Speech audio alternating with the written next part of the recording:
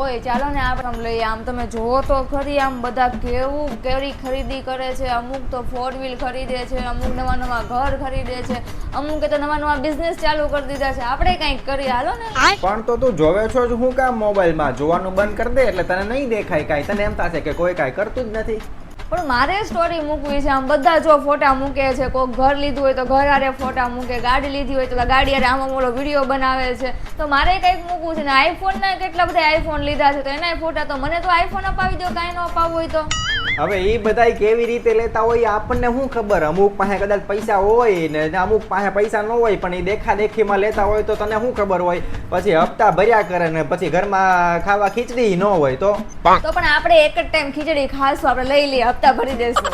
અરે હવે પેલા જેવું સસ્તું નથી. અત્યારે હાવ સાદો સિમ્પલ એન્ડ્રોઈડ મોબાઈલ લેવો હોય ને તોય 25-30 હજારથી શરૂ થાય છે. અને તું આઈફોનની વાતો કરે, આઈફોન તો 1.5-2 લાખ રૂપિયાના છે. હવે ગાડી લેવી હોય તો ગાડી તો સીધી 10 લાખ 12 લાખ 15 લાખથી તો શરૂ થાય છે ખાલી. અને એ પાછું તમને તો ગમે નહીં. તમે લ્યો સીધી 15-15 20-20 25-25 લાખની ગાડીઓ. અને મકાનની તો વાત જ નહીં પૂછવાની. હવે ગાડીના ભાવ જો 15-20 હોય તો મકાન તો 50-60 લાખથી જ ચાલુ થાય છે. કયું લેવું? તમે એક કામ કરો, તમે એમ કહો કે તમે હપ્તો કેટલાનો ભરી શકો છો, પછી એ ઉપરથી નક્કી કરીએ.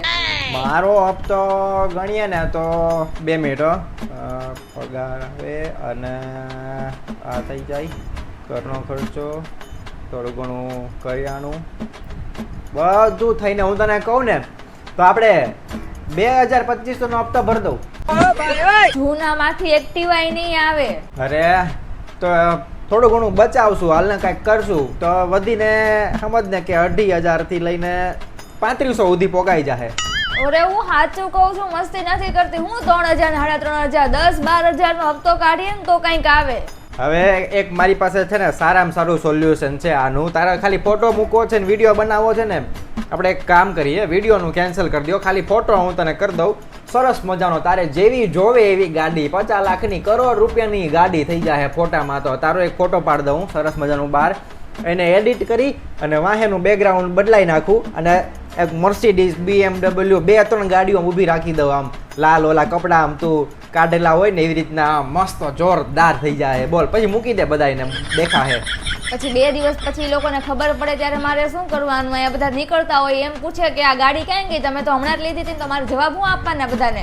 અરે પછી તો તારે અમુકનો વધારે વર્ડ પાડવાનો. તારે એમ કહેવાનું કે તમે તો જેવી તેવી 5-5 લાખની ગાડીઓ તમે ભાડે ફેરવતા છો ને, અમે તો એનાથી મોટા આમ શું કહેવાય અમીર એમ કરોડપતિ માણાથી અમે તો મર્સિડીઝ BMW તો ટેક્સીમાં ફેરવીએ છીએ.